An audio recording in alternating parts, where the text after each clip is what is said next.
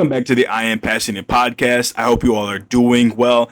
I'm back with another episode as we are entering week 5 of the NFL season, and we have a lot to talk about. So sit down, grab your popcorn, make sure you've got something to drink next to you, and we're going to just go right into it. So instead of having my weekly power rankings, I'm going to just kind of talk about, the situation with NFL stadiums still using turf. And my first question for that is, do I think that the NFL, like specifically the stadiums who still have turf, should those stadiums replace their turf with grass?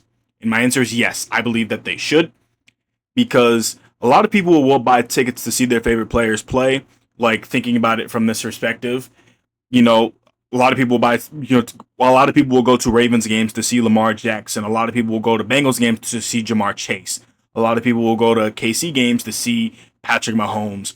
And then when, if one of those players are out, it's very, very upsetting. And then using the most recent example, some people will go to Giants games to see Malik Neighbors, Odell Beckham, Tyreek Hill. The list goes on and on and on. And I understand that not all of those people I just named would have been affected by turf, but I'm just using kind of star players, people who would have been very excited to see said players. Those are just players off the top of my head. I do understand that the maintenance of turf is most likely cheaper than grass. I don't know the exact numbers, but I believe that, a lot of, like between the NBA, the NFL, I can't attest to like the MLB, or other, let's just say professional, like of the big four American sports leagues.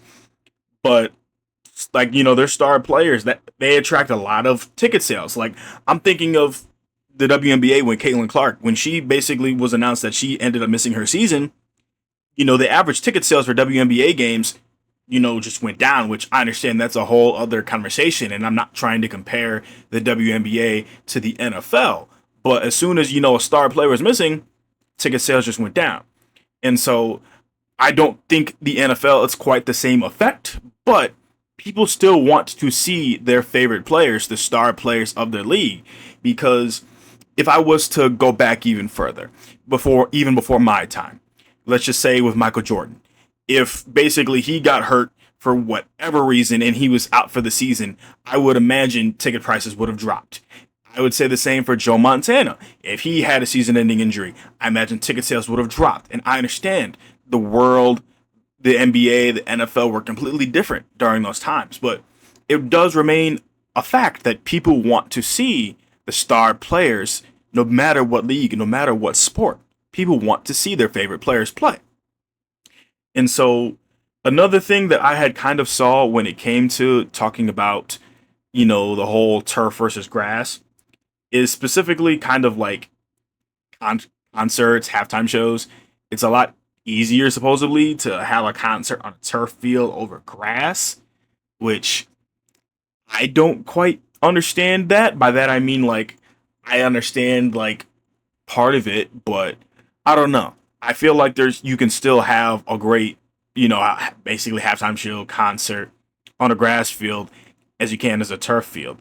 And like something else, which this just came to mind, thinking back to football, thinking about halftime shows. A lot of people during a halftime show would go around dancing and whatnot, and I understand that 99% of people dancing would be on stage. But I'm curious as to, has anyone, whether like it'd be a background dancer, would any background dancer have gotten hurt on the turf field? That is a very interesting question. That is a very, very interesting question. I have no idea, but I will research that further to bring it up in the next episode. But I wanted to mention a few notable players to get hurt on a turf field.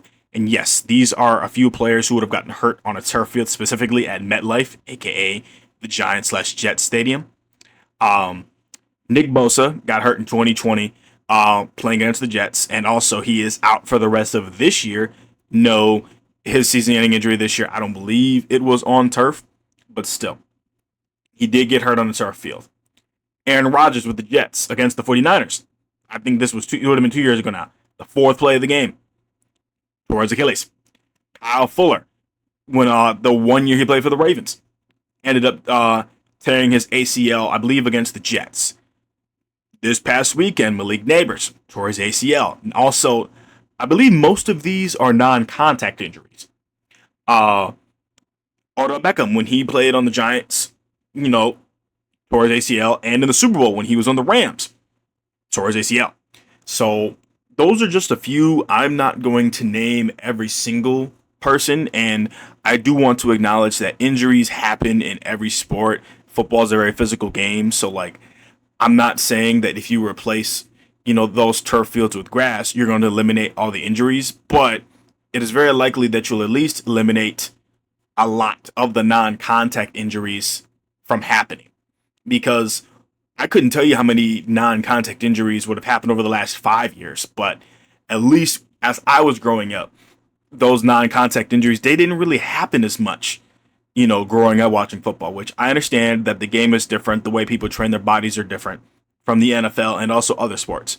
But it is still just insane, like all the season-ending injuries we get. And another player that I didn't even mention, which I believe he tore his ACL, I'm not ACL, his turf toe injury, Joe Burrow. I understand his is not season ending, but I believe that was on a turf field. And that turf toe injury, which, me, myself included, I didn't know how bad a turf toe injury even was until, basically reading about it online. That's just insane to me. But my mom had gave me a really good idea, at least a really, really interesting idea. And that is, I'm going to talk about what I thought were the two worst games of the weekend. I'm going to say two instead of making a top five list because I feel like that's a little harder. So I kind of have an honorable mention and then just the worst game. Honorable mention is going to go to the Chiefs versus Ravens. I understand the Ravens are all beat up and everything. They are. They're now missing 6 out of their 11 starters on defense. Lamar Jackson got hurt, which I don't understand why people were saying that, oh, he wasn't really hurt. He walked off the sideline just fine. Like, I never once thought he was faking that injury, but that's beside the point. It just, the Ravens on their first drive, they looked amazing. They went down the field, scored a touchdown. Then just after that, they just could not do anything. They just could not. Chiefs put up 37 on them boys, and it's just crazy for me to think about that. I, yes, my honorable mention is a very biased take, but yeah, ever since Lamar Jackson has become the quarterback of the Ravens, for the last few years specifically, the offense has been the best unit on that team. That's been no debate. But when you think of the Ravens, you think of those dominant defenses. So it's still kind of a weird adjustment for me specifically as them being my favorite team. But if I had to give the worst game of the weekend, I would give the worst game of the weekend to probably the Patriots and Panthers, which I understand that last week I had picked the Panthers to win because I was not very high on the Patriots. But man, the Panthers, they just can't play on the road. They just can't. They lost that game 42-13, I believe. They're just not a good road football team. They are just not. A lot of people have been criticizing Bryce Young, which I mean he's been getting criticism since he took his very first snap, even before it. But man, if he does not figure it out soon, it's going to be bad because you go from shutting out the Falcons 30-0, which if I had done this last week, they would have gotten my worst game of the week. But this week, they just could not really do anything. They just could not. So moving on to what I think were the top five best games of week 4, Packers versus Cowboys. This game was an offensive explosion. I was hanging out with my girlfriend, during this game, but like I was still paying attention to it. And also, Melissa, if you are listening, I'm very happy to always spend time with you. Please, please, I'm sorry if that came out bad. I'm very happy to spend time with you. Please do not take that badly. I'm sorry. But that game was an offensive explosion because every time I looked up, basically one of the offenses were driving down the field. Romeo Doubs had 3 touchdowns for the Packers, and Dak Prescott had an amazing game overall. He's currently the NFL passing yards leader. I think he will likely keep that, consistency moving forward because that defense is buns. Only thing is, though, I wish this game didn't end in a tie. I was really also curious because I don't know how much time Dallas had took on their drive to basically kick that field goal, but I was thinking that the Packers would have had at least like a chance to at least have one full drive before, the game would have ended in a tie, but Man, I was not expecting that. That's the only thing I wish did not happen. I just wish the game didn't end in a tie. Like, this might be a hot take. Now, if I was a player on either one of those teams, I probably would have rather lost. Like, no one won the game, no one lost the game. My second best game on this list would be the Jags versus the 49ers. The Jags are definitely probably the 1B to the teams that I'm most surprised about. The 1A being the Colts.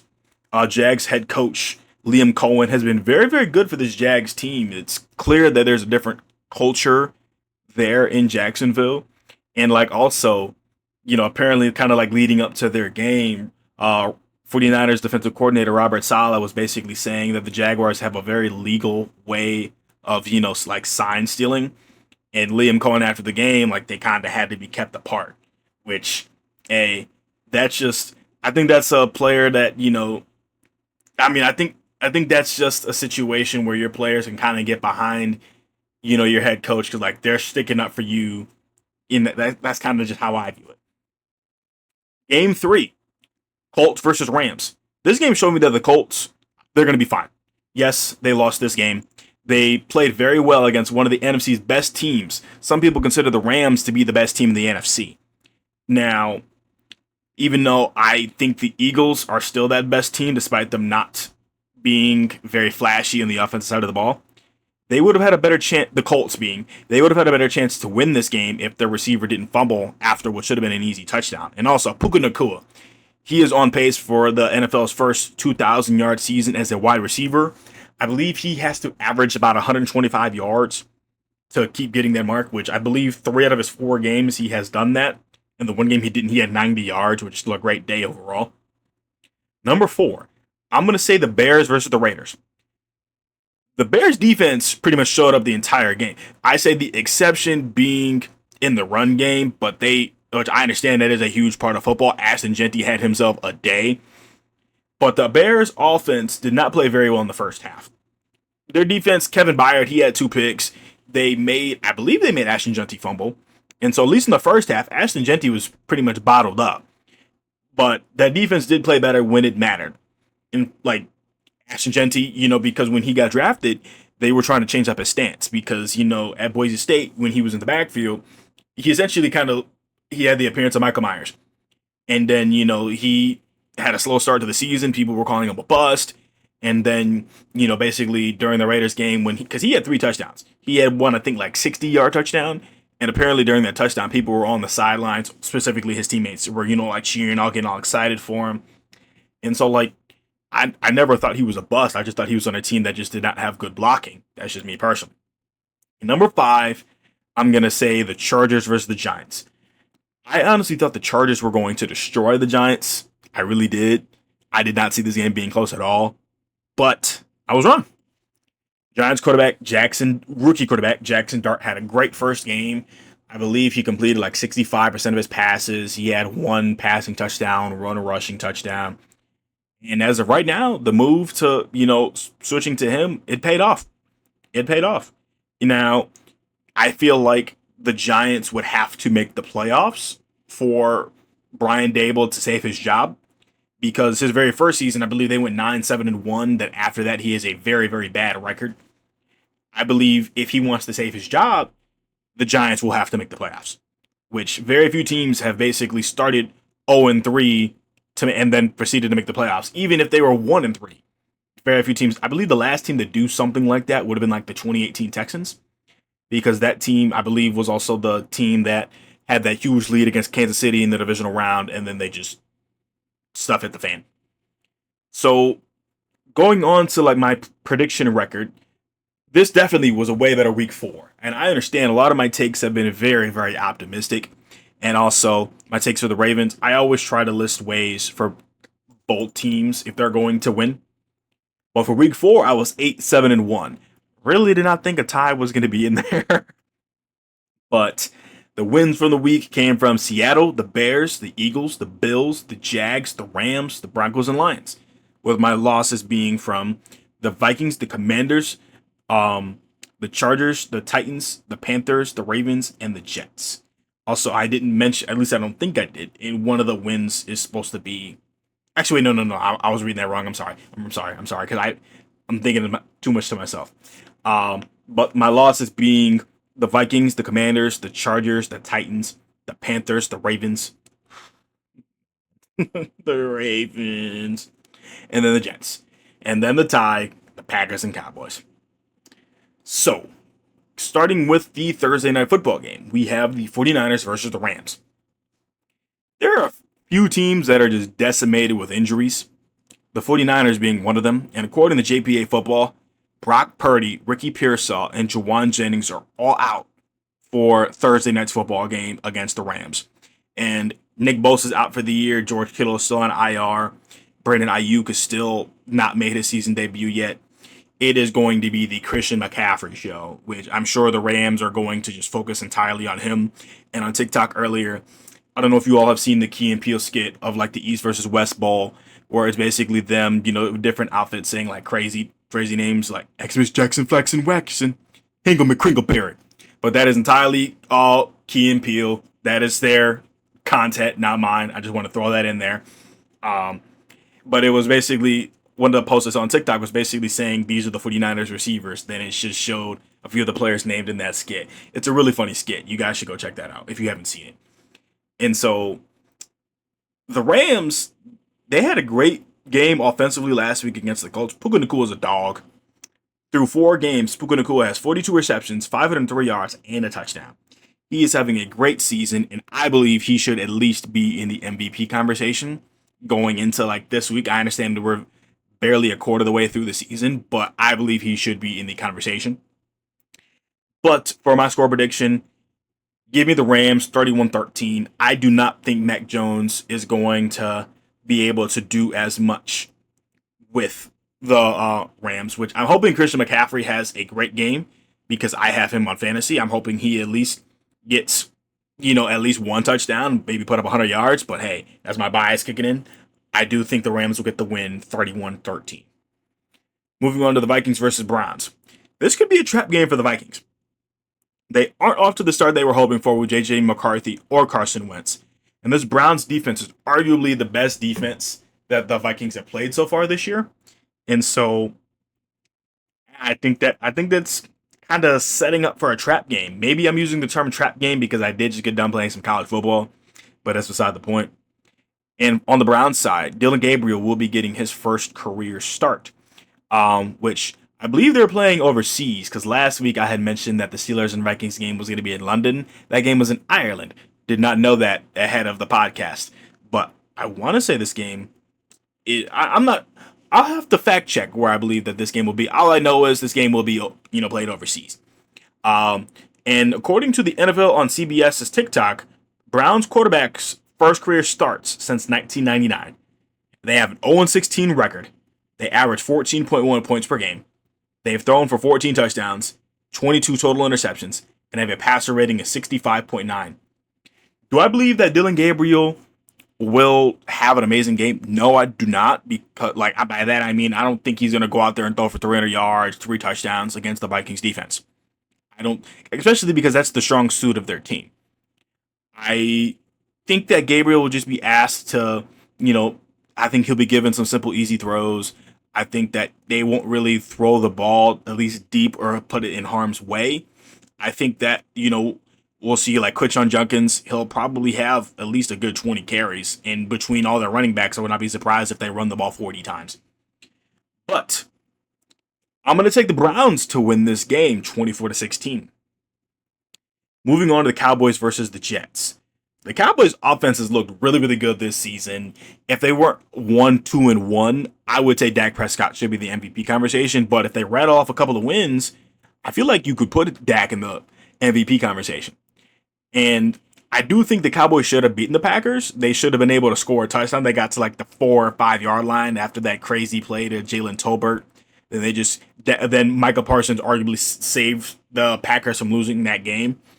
But yeah, I think the Packers should have lost that game. I think the Cowboys should have won. And as I mentioned earlier, Dak Prescott leads the NFL in passing yards, which I think he'll increase this lead because the Jets, man, it's the same Jets, man. Like the culture, like at least from the head coach perspective, it's shifting. Aaron Glenn, head coach of the Jets, he's saying the right things. I just don't think, unfortunately, like it's kind of like it's like a mix of just the Jets not playing well and them just having too many like holes on their team. And so like I'm rooting for the Jets for two reasons. Number one is Justin Fields, man. I think he's a very, very talented athlete. I think he could be a very, very good quarterback. And I thought he never should have left the Steelers, but I understand why he did. Um, but I think if he doesn't revive his career on the Jets, I don't think he'll really have much time to be a starting quarterback in the NFL. I really, really don't. I feel like the Jets could be his last chance. And if, he's a young player. I feel like for me to say that, it's pretty sad. And sad in like not on Justin Fields is more like, dang, man, this dude was so talented and yet just never really got as good of a shot. By that, I mean, you see a lot of the teams with young quarterbacks, they'll go out and get maybe like a star receiver or invest in the offensive line, and then you see quarterbacks take a big jump. We saw it with Josh Allen a couple years ago when basically Stephon Diggs was on the Bills. Basically, Joe Burrow getting Jamar Chase saw a huge jump. You saw basically once the Ravens built Lamar Jackson an offense, just light and day difference. Like don't like all three of those quarterbacks, specifically Lamar Jackson, he was already pretty good before the offense they have now. But when you give these young quarterbacks an offense, look what they do. They tend to thrive. And so my second reason being, I do like Aaron Glenn. I feel like he says the right things. I feel like he's a coach that people would want to play for. I think that once, things start to get clicking, who knows? Maybe some players will want to go to the Jets, but me saying that, it's kind of crazy, I know, but hey, we'll see how it goes. But my score prediction, give me the Cowboys to win this game 35-20. Giants versus Saints. Giants rookie quarterback Jackson Dart getting his first start on the road. The Giants surprised me last week. I really did not think they were going to win, as I've already mentioned. And kind of the offensive play calling, at least the method, was they kept the game simple. They kind of did stuff, the Jackson Dart's skill set, letting him run the ball, didn't really have to throw it all that deep, all that often. But I do think he needs to be able to implement slide. He needs to slide a little bit more because too many big hits at the NFL level, man. That'll shorten your career. Like Lamar Jackson doesn't even run as much as he used to, and the thing is, I want him to run a little bit more. But hey, that's a story for a different day. The Saints have looked competitive in 3 out of 4 of their games. The only one they didn't look competitive in is when that Seattle game, but they've shown a lot of fight. They were hanging in there against the Bills last week. Spencer Rattler has been a pleasant surprise, but their roster just makes it hard to be competitive. And I've heard some talks about, the Saints trading Alvin Kamara. By that, I mean, when I say I hear talks, it's just like different people on TikTok, but I get it. It's like, why would you trust people on TikTok who are just kind of doing something like what I would do to say that like, oh, they should trade Alvin Kamara, blah, blah, blah. But hey, Alvin Kamara is kind of their whole team, in my opinion. But I mean, hey, if you can get a lot for him, then it might be worth it. But give me the Giants to win 2 games in a row with the score of 20-7. Raiders versus Colts. Raiders quarterback Geno Smith leads the NFL with interceptions with 7. 6 of his 7 interceptions come in 2 games. He threw 3 against the Chargers and 3 against the Bears. This Raiders offense has not really looked all that good since week 1. The exception being Ashton Jeanty last week when he just balled out against the Bears. And last week, the Colts, they should have won the game. And I understand that the play I keep referring to, I believe it was Adonai Mitchell. I believe. I'm not 100% sure. But I believe he was the one who should have had that easier touchdown, but ended up fumbling because he tried to stick the ball out across the pylon a little bit faster. Which, I mean, there was not a Rams player, within a few yards of him. The player could have just, jogged in the end zone. And I understand that when that happened, it was earlier in the third quarter. But, that would have shifted momentum, kept things in the Colts' favor. And so Daniel Jones is having an amazing start to the season, and I feel like he'll be a likely shoe-in for the Comeback Player of the Year award. Give me the Colts to, get back in the win column 28-14. Dolphins versus Panthers. The Dolphins had a good win on Monday night against the Jets. Tight end Darren Waller. Yes, the same one who made the song last year. Was mostly just heard it on TikTok. He'll be a focal point in the offense, considering what happened to Tyreek Hill. Which do not go look at that video. That was just traumatic, and I wish I never saw the video. Um, the Dolphins' next three games, they play the Panthers this week, they play the Chargers the following week, and then they play the Browns. It's very possible that they could have a record close to 500, after the next three games. And Bryce Young hasn't really looked all that great so far. He's a former number one overall pick and hasn't really looked anything like the quarterback he should. And I understand he's still not in the best of situations. Yes, they got him a receiver instead of Roy McMillan. Got Xavier Legette, who I've heard people saying that could be a potential trade target for other teams, which I feel like that, I don't know personally. But I just think, I don't know. It's just him going to the Panthers, I feel like could end up being the worst thing for his career. Like if he went to almost any other team, I mean, not just like the Panthers specifically, because there's a couple other teams who just horribly manage quarterbacks, but let's just say if he went to like a quarterback like team that was like close to the playoffs or were pushing playoffs, I feel like he probably would have been in a better situation. But give me Miami to win this game 23-9. Broncos versus Eagles. This is one of three games that I'm really looking forward to, and I'm surprised this game's at the noon slot. I would have thought it would have been like on Fox, America's Game of the Week, because I think these are two good teams. Both these teams have good offenses and good defenses. Both have good offensive lines, and I feel like this game could go down to the wire. Jalen Hurts has only thrown for 200 yards plus in one game this season, and that was against the Rams. He has 609 yards, and he's got 5 touchdowns, no interceptions. I believe he's the only quarterback in the NFL to basically not, like starting quarterback at least, to not have thrown an interception. Not 100% sure on that. I'd have to go back and look. But the Eagles' offense has just been so weird because I feel like they give the vibe that they're just not trying.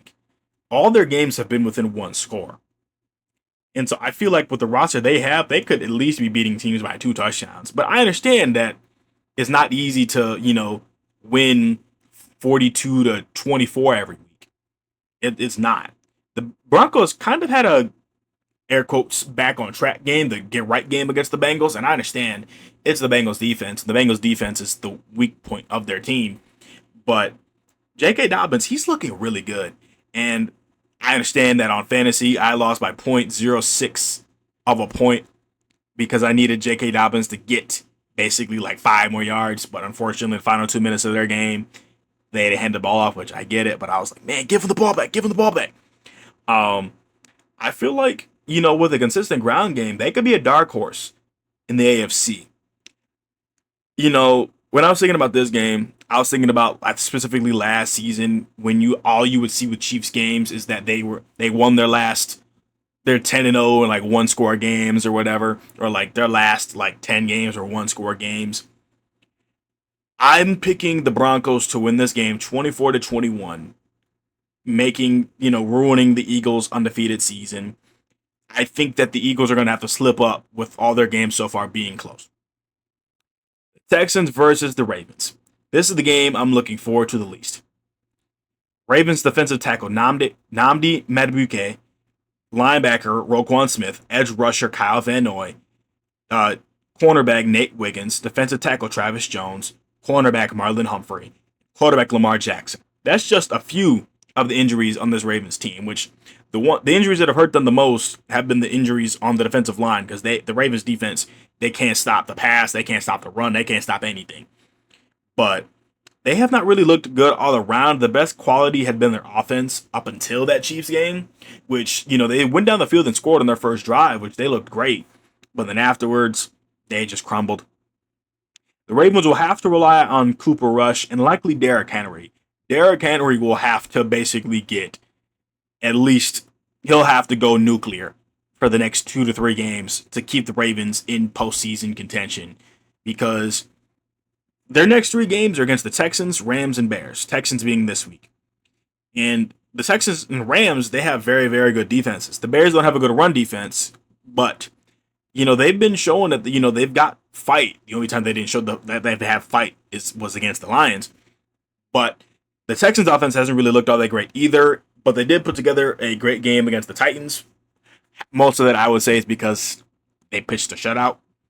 But quarterback CJ Stroud has not really played all that well against the Ravens. But this could be a game to get the haters off his back simply just because, like, if he goes out there and throws for, let's just say, 300 yards against the Ravens, and if the Texans get the win, I think that'll probably get some of the haters off his back because he has not really played as well as he has since his rookie year. But being as unbiasedly as possible, I do believe the Ravens. This is the one game out of the Ravens' next three. I do believe the Ravens can win. I'm going to take them to win 17-14. I believe Derrick Henry is going to have a great game, and I think Derrick Henry will be the focal point on offense. And Cooper Rush, I don't believe he's going to have to do much. I think that there's going to be, quicker passes, dink and dunking down the field. And then when they have the opportunities to stretch the field to Zay Flowers or Mark Andrews, I believe that they'll be able to do that. 17-14, the Ravens. Titans versus Cardinals. I'd be very surprised if Brian Callahan makes it to the end of the season. His record's got to be like 3-20 overall because he was their head coach last year. Like, man, I just don't know. My brain always goes back to think of the very first game last year. I understand Will Levis was the quarterback at the time, but that pick six he threw last year, I'm sorry, my brain just always goes back to that game. It just, from that one game alone, it just did not really seem like, it doesn't seem like the Titans as a whole make the adjustments that they need to make. I feel like that one play has kind of just cursed the Titans, so to speak. And so for the Cardinals, they're just mid. They're just mid. I don't think Kyler Murray is mid, but I just think he's the type of person he'll make some incredible throws, put it where only his wide receiver can get it, and then he'll miss the layups. Marvin Harrison Jr., he had a kind of a great bounce back game. Yes, he was responsible for Kyler Murray's 2 interceptions, but at the same time, he was responsible for helping get them back into the game against Seattle last week. He mossed, I believe it was Devon Witherspoon. I mean, do you want to call it a moss? I'm not saying that he got OBJ'd because, like, I always say when somebody basically just, like, goes up and gets it over a DB, that's mossed. That's my generation. But hey, it is what it is. But on the defensive side of the ball, the Cardinals DB room has just been decimated by injury. But supposedly, DB Will Johnson will be slowly coming back soon. I'm not 100% sure if he's cleared to play this weekend, but that is a bright spot if he is able to play. Give me the Cardinals to win this game 30-14. Bucks versus Seattle. This is the second game I'm looking forward to the most. And I believe that this will be important for the playoff picture. And I think that both of these teams are fairly even matched. Good offenses, good defenses. Both teams are well coached. What you want for a football team. Sam Darnold has been playing good football. He's not playing hero ball. He's taking care of the football. He's, getting receivers, in time. He's looking off defenders. He's doing what you want in a quarterback. Like, ever since last year, he's a completely different player, which that is a good thing for, Seattle and Sam Darnold himself. And also their defense. Their defense is looking scary, man. Their defense in the second half against the Cardinals last week, they looked a little vulnerable a little bit. They did. But it happens. It does. For the Bucks, I've been saying kind of how I thought once the Buccaneers got, Mike Evans, Emeka Ibuka, and Chris Godwin, that they could be a scary wide receiver room. And unfortunately, Mike Evans is out for the short-term future with a hamstring injury. It feels like he always has a hamstring injury. And, I feel like offensively with Baker Mayfield and their defense, Todd Bowles' defense, always is well coached. They complement off each other. I'm going to take Seattle to get the close win 24-20. Moving on to the Lions versus Bengals.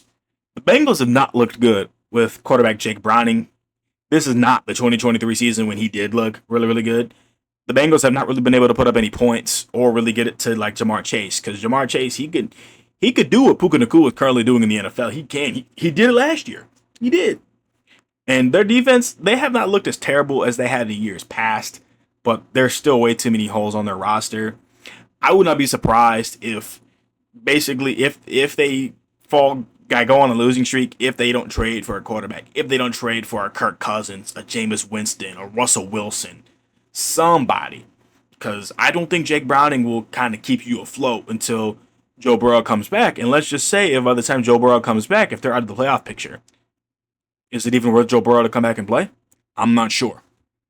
And so for the Lions, I feel like they're just back to what they were like last year with Ben Johnson and Aaron Glenn. It makes sense that you start off slow because you're missing both of your coordinators, and then you just kind of work your way back up. They're firing on all cylinders, and I don't see very many teams slowing them down. Give me the Lions 35-14. Commanders quarterback next game, Commanders versus Chargers. Their quarterback, Jaden Daniels, he's making his return this week. The Commanders went 1-1. They beat the Raiders, and then they lost last week to the Falcons. And, going 1-1, I would say that's a good thing. I mean, if you were 2-0, great. Like 1-1, I feel like that's, kind of what you were expecting. And Terry McLaurin is questionable for this game and might not play. Who knows? We will see. And the Chargers, they need to win this game. They need to win it, especially after losing to the Giants last week.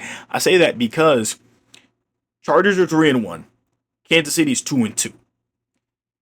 If the Chargers lose this game, oh my God, like you are basically trying, like you're opening the door for Kansas City to basically walk back in and take the division. For those like me who are tired of seeing the Chiefs in the AFC Championship game, you have to kick them down and keep them down. If you give them any chance to get back up and open that door, they will take it. They will take it. I believe every season Mahomes has been in the NFL, I believe he has been in at least the AFC Championship. If teams around the NFL, teams in the AFC want to get to the AFC Championship and not have to play Kansas City, you got to kick them down and keep them down. You got to beat them up for 4 quarters. Like, you cannot let them get back up. The Chargers' offensive line is beat up. Rashawn Slater, I believe he had hurt his foot in the offseason, which, he never took a snap this year. And then Joe Alt, he'll be missing a couple of games with, I believe, a high ankle sprain. And so I'm expecting the Commanders to blitz a lot, just, have a lot of, people coming off the edge to, just to get to, Justin Herbert a little bit faster, just because, hey, I think this is the game to do it if you're Washington, just to send some blitzes, which I understand. Justin Herbert can play well through the blitz, but if you said enough to keep him running or you just get that pressure, like, he's going to slip up eventually. Give me the Commanders to win this one 30-17. 2 games left. The Sunday Night Football game, the Patriots versus the Bills. This is a huge game for the Patriots as they try to keep up with the Bills.